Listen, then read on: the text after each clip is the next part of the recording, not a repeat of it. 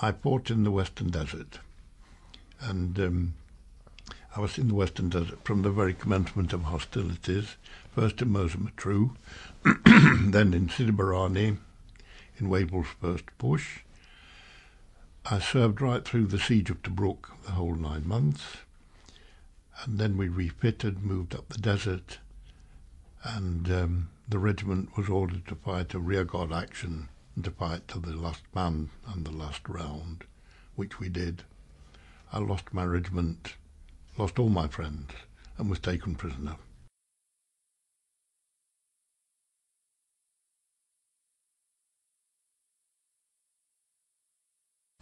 That girl in the peach has remained with me all my life.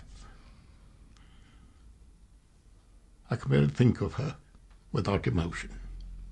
Yet I don't know her, don't know her name. All I know, I just mentioned that we were dragged across Libya. We'd been starved. We were lousy. Nearly almost everyone that had or was having some form of illness. We were a very weak, dispirited, broken down group of men. And in that state, they paraded us through the streets of Napoli. And they had been told, this is the British Army, look at them. So, a bit propaganda, of course. And of course the street was lined with people spitting, jeering, and we were suffering the ultimate of humiliation and hatred, of course. And then from the crowd came a young girl, teenage girl. She ran to me, smiled, a warm smile, and put a peach in my hand. Then ran back and lost herself in the crowd.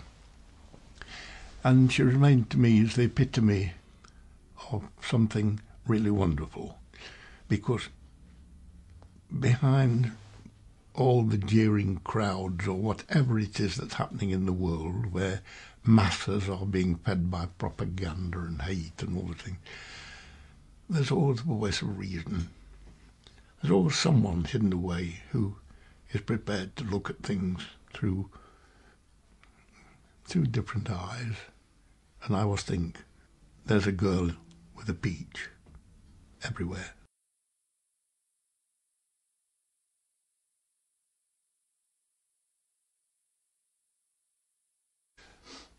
Sforza Costa had been taken over as a concentration camp by the fascisti, and it had previously been a magazzina, what's the English word,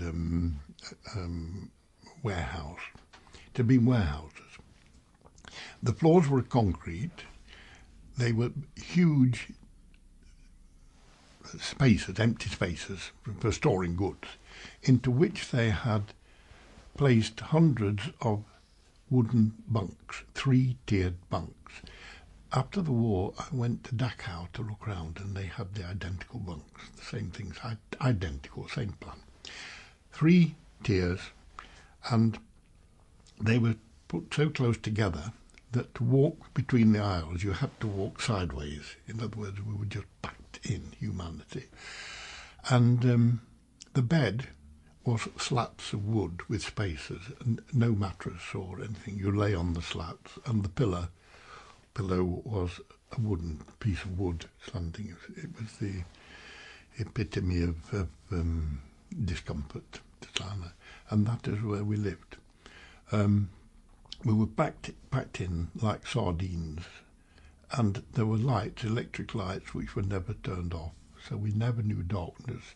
We never knew privacy. It was a terrible place to be.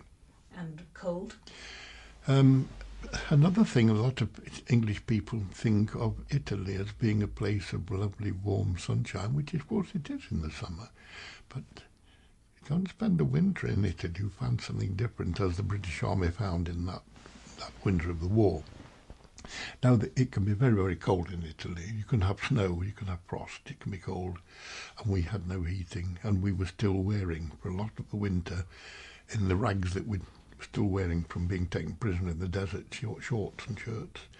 They did give us a serge uniform of some kind in the middle of that winter, but it was dreadfully cold and men were dying like flies. It really was starvation. But I make a point here, nobody ever dies of starvation. You die of nephritis or pneumonia. In other words, your body becomes so weak you fall prey to some illness. And they were dying through that winter between 7 and 10 every day, and they're all young men, remember. It was a very terrible place to be.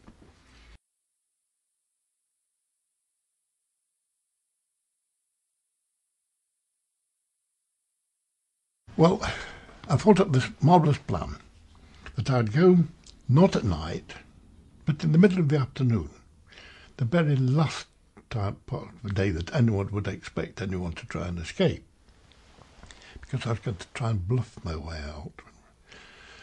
There was at the gate, but to get to this gate there was a road with barbed wire on one side and buildings on the other, made a narrow road of about 50 yards probably.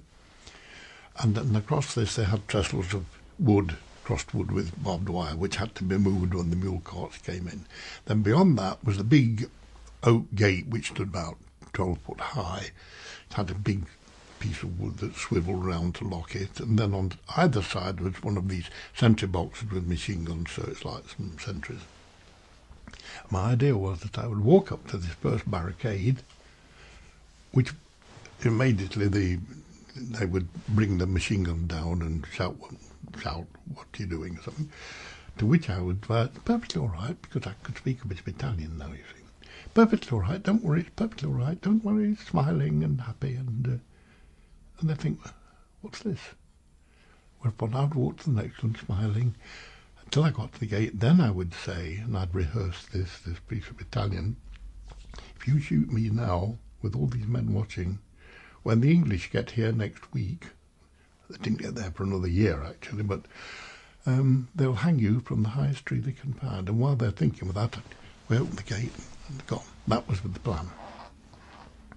And did it work like that? Well, it's one thing making a plan like that.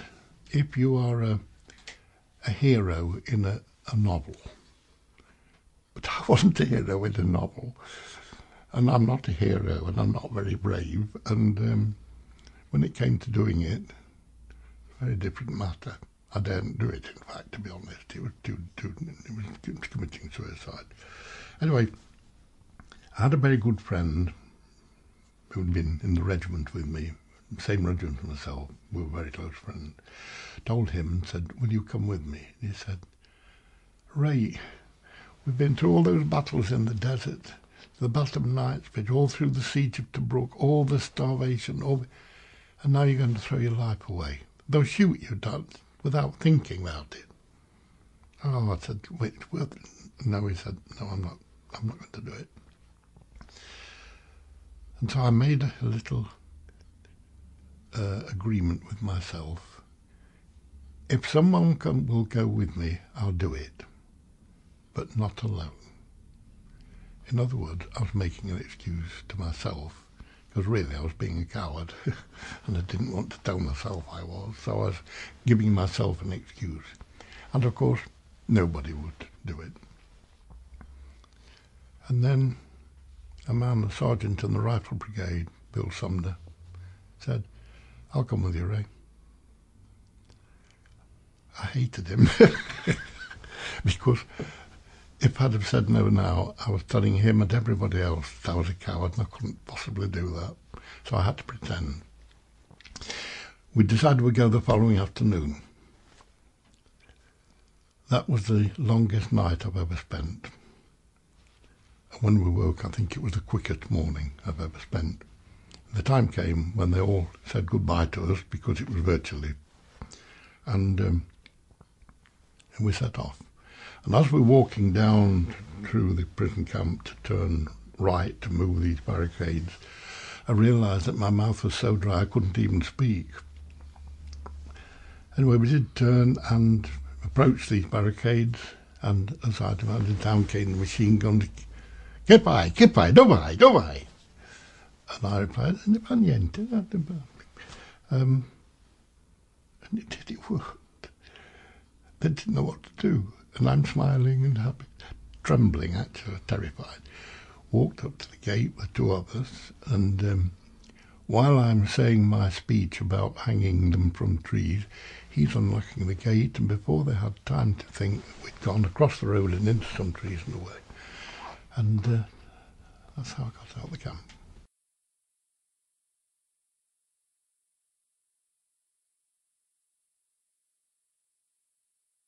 Oh my word, yes.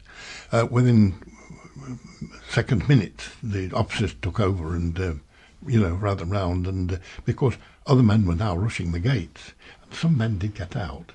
I did hear later that some men were killed that time, and that one or two did escape.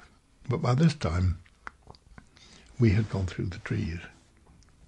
But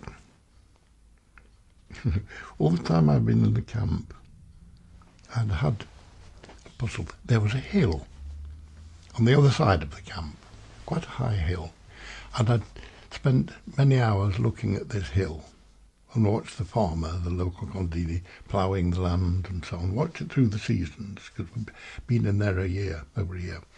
And I wondered what lay beyond this hill. And it became a thing with me. I'd got to know. I imagined all sorts of things. I've always been a very imaginative person and a daydreamer. Still am, I think. So instead of making clear our escape, I insisted that we circle the camp because I'd got to know what was on the other side of this hill. Ridiculous looking back. We had to ford a river, and when we were running up this hill, of course, by this time they could see us and there was a weight to it all, and they started a machine gun, but we were some distance away now, but we could hear the bullets whizzing past, which is reminiscent of times in the desert, listening to bullets. But we did get over the top of the hill in safety and ran, till we fell down exhausted in the red mist. And then I eventually turned over and looked up, and there was a bunch of grapes. I was in a vineyard. They weren't ripe, it was only August, but they were nice for us. That's how I escaped.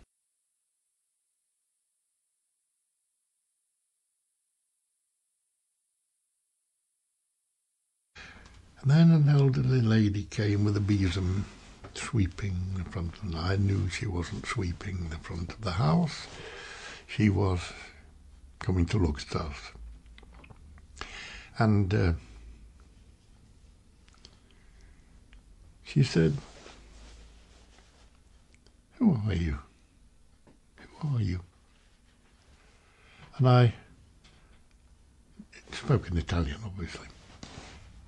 I looked at her and I thought, I can't tell this lady a lie. So I said, "Signora, we are the enemy. We are 2 English soldiers. We've escaped from a prison camp." And expecting her to call her husband and fetch the carabinieri, and with that, to my utter amazement, she said,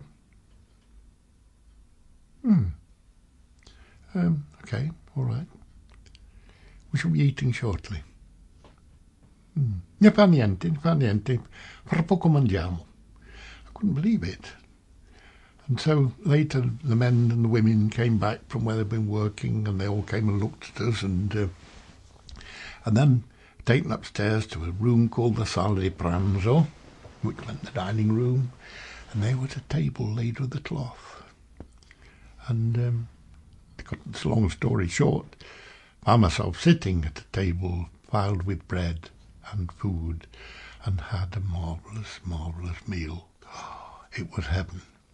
And everyone was talking. My poor old Italian had to come in. And by the time the evening finished, I'd realised that I was with some very nice people. And then the old man said, "Come with me," and he had a lantern. And he took me along a corridor and into a bedroom, and there was a bed with sheets and pillowcases. And I was waiting for him to get something, and he said this. And I said, "Oh, no, we don't sleep in beds." And to me I didn't, because I don't think I'd slept in a bed for 3 years. been sleeping in the desert and on. He said, where do you sleep? I said, we'll sleep in the stalla, Koleaki, with the animals, with the beast. And he said, you're sleeping in this bed. And so we did. And so what a marvellous thing to be getting. We were dirty, obviously, took all our clothes off, got in naked into this bed together. Oh, fantastic, and slept. And when I woke up, my clothes had all been washed and ironed from the side of the bed. We got up and went downstairs, and it was 4 o'clock in the afternoon. We slept all night and all day, very exhausted.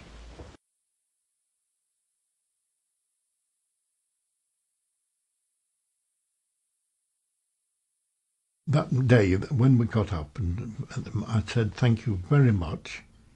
Grazie molto, molto grazie. Thank you very much. We're very grateful. Siamo pieno di gratitudine. And we were. We were clean, we were fed, and we go. And she said, this is the lady, I'll tell you her name in a minute. She said to me, where are you going? So I said, I don't know. No, she said, you'll be killed. Well, it's a war. So she said, you're very tired. Stay a few days. Stay 4 or 5 days and rest and eat and get your strength back. And this is the enemy talking. So thank you very much. Grazie molto. So we did. We stayed 4 days. And the first night at that table I mentioned earlier had been faces. Men, women, young, old, but faces. After 4 days there were names. They become personalities. And so had we. So now, when we packed after 4 days, packed our thing to say goodbye again, there were tears. It changed. It had become a human situation. And they didn't want us to be killed. And so we had a council of war, and I sat down with Alessandro, which was the old man, and his wife, Paola, and we sat and talked as best we could in my language, which was abbastanza. It was good. It was good enough. And I did point out to them they were taking a great risk to look after us like this. Their lives could be at stake, and their home could be burnt down because the fascists were ruthless. They said, nobody will know, we will hide you. And I said, well, I'll stay on one condition, that I work. He said, if you wish, you may, but we should never ask you to. They never ever did. And that man, Alessandro, became Babu, which means dad. And Paolina became Mama. So I was to live with them for nearly a year, 9 months, and they hid.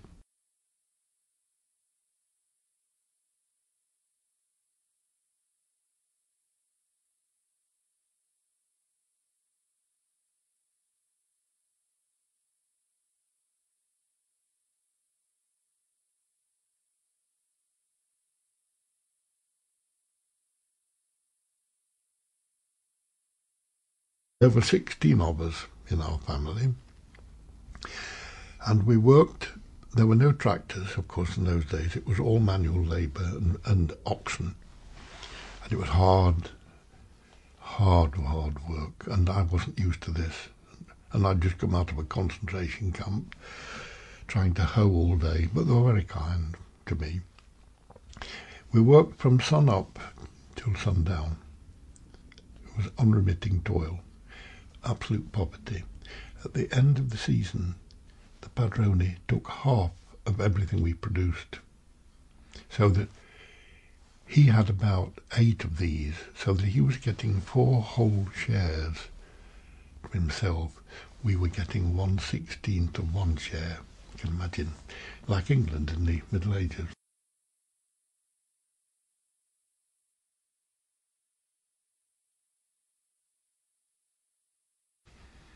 Sant'Angelo in Pontano.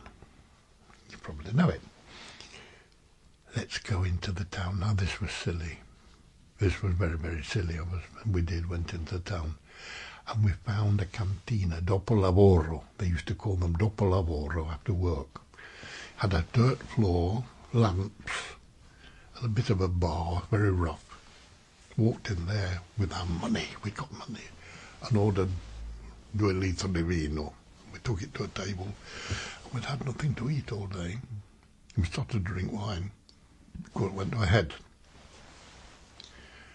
And the locals sitting there were very suspicious. And they said, one of them said, because it's obvious that we were English to them, they were Italians, it was obvious you couldn't. What's that knife for? I got this knife. And I remember taking it out, sticking the table and saying, that's for Mussolini, because I was drunk. They'd been drinking wine. And they were not hostile, but they were not friendly. They were frightened, I think. Anyway, we left there and staggered out into this bleak, cold night. It was the coldest night in the world. And we saw a man walking, and all I know about this man, he was wearing a white Macintosh coat. And we went to him, drunk, of course, and said, we're English prisoners. Can you find us somewhere to sleep? He said. And he took us along the road into a house with 2 very old ladies and spoke to them in rapid Italian dialect, which I couldn't understand. And they gave us some potatoes and some bread and gave us somewhere to sleep in a barn. And we slept in this barn, woke about 3 in the morning thirsty. So let's go and drink some snow, because it was very deep snow. And they'd locked us in. So we'd been captured by 2 old women after all this.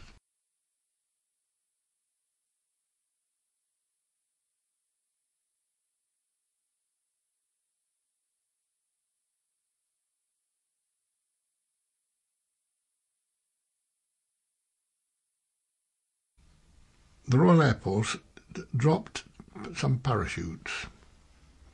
They knew that there were partisans in this part of the world, and they knew there were people and occasionally come and drop parachutes, and we heard there'd been a parachute drop. So I decided on the farm that I should go and try and find something from this parachute if I could, which I didn't. That had been gobbled up long before. But that's the reason I left the house, and I went through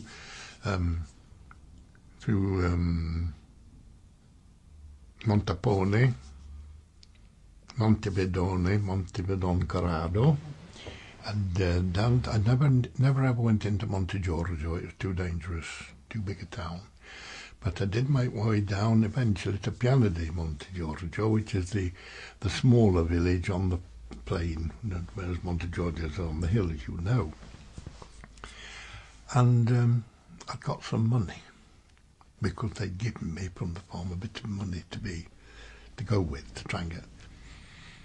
And so I thought, I'm going to the pub, the Dopo Lavoro. So I went to the canteen, and of course I had some barefoot, dressed like a peasant. Walking there, it was busy, very crude, busy, and there only one place to sit. And at that table were sitting 2 German soldiers.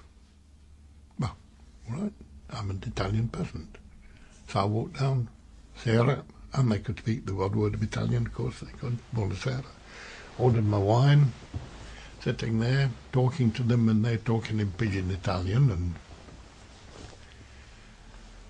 we were nicely comfortable getting on, and then one of them said, where do you come from? And I said, Nottingham. They said, how did you know I was English? He said, you look English. You don't look a bit like an Italian. You don't walk like an Italian. You don't talk like an Italian. You've got blue eyes. You've got fair hair. You're obvious what you are. You're English. Oh, hopeless. They said, they could speak fluent English, by the way. Both of them could speak good English. And they said, don't worry. we're soldiers as well.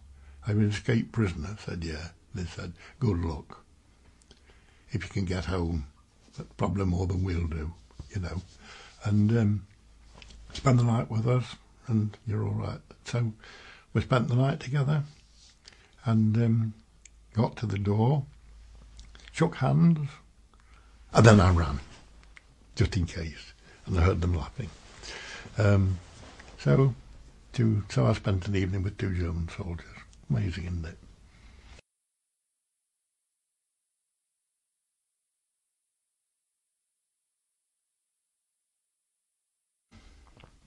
He was a little man, and he'd been a pronounced fascist in this little town, in the pianeta of Massa Pomana. And he was hated by many of the local people. I ought to break off here, don't forget, I lived there for all that time, and by this time I'm very well known, and nobody betrayed me. And I was known in the district very well, and now looking back, nobody ever betrayed me. A lot of people knew me, including this man. And he invited me for dinner, which is a thing he would never have done. And so I went, knowing why, because this was very late in the time and the British were advancing, and it was going to be a matter of weeks before the Allies took over that part of Italy. And he wanted me to write a letter in case they, got him because he was a fascist.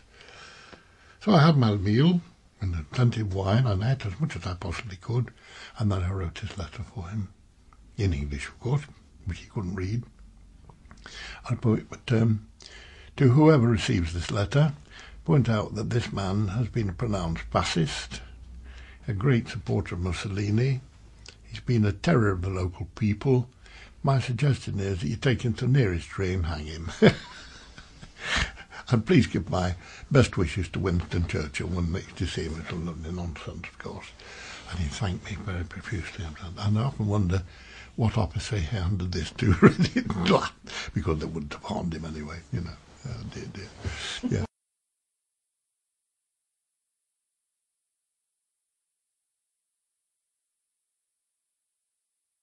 And Eleanor lived then. Eleanor was a girl of about 17, a very pretty girl.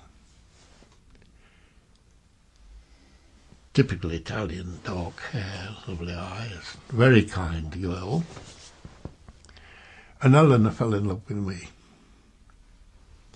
which was apparent very soon.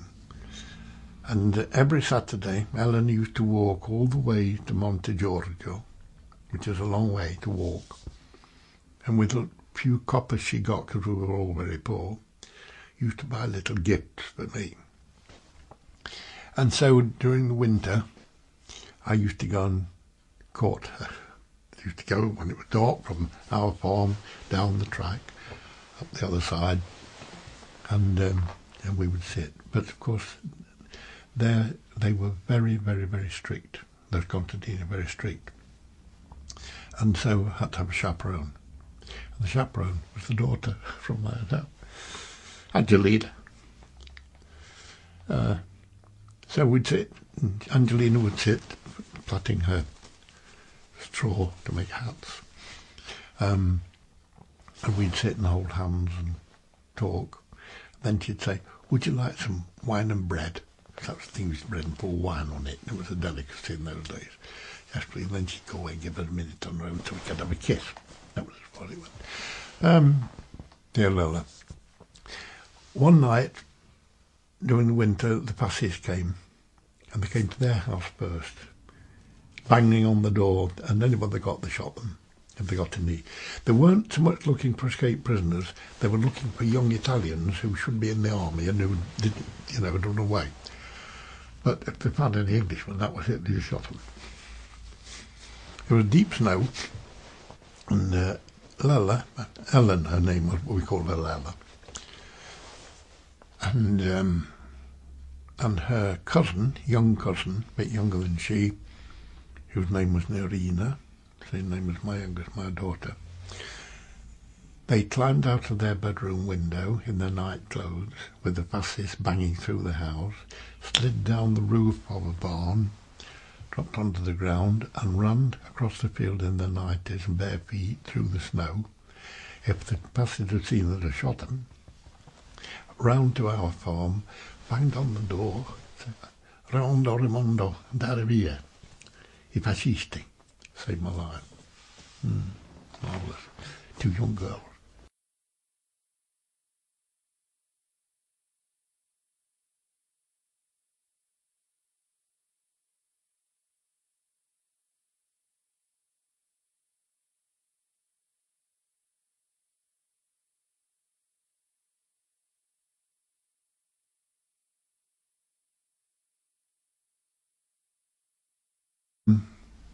I decided that I would do it, but not with these people who had looked after me. Didn't want to bring any danger to them. And so I told them I was going off to walk south to do this job that had got to be done, get through the lines. You can imagine the farewells and it was very sad. Anyway, the day came and we set off to make our way first to Fermo, and Corluccio, with whom I was living at the time, a dear friend, dear Corluccio, he took me in a pony and trap thing, pony in a little cart, and we went along the track. I'd said all my goodbyes. My heart was very heavy. And down in the field, cutting corn with a sickle, was Angelina, the daughter of mine, and Eleanor. And I said to Corluccio, "Aspettare qui un po'," and that if the day I went down to say goodbye. And by this time, I'd told Eleanor that couldn't take a young Italian girl where I was going. And kissed them goodbye, and she threw herself on the ground and just sobbed and sobbed. Oh, still very moving. I walked back up the hill, stood on the track, and looked back at the valley where I'd lived for nearly a year, where I'd found great compassion, a great deal of love from the enemy. And then I walked away. And to get through, I did get through the line, of course. I did get home. So even now, at 90 years of age, it's still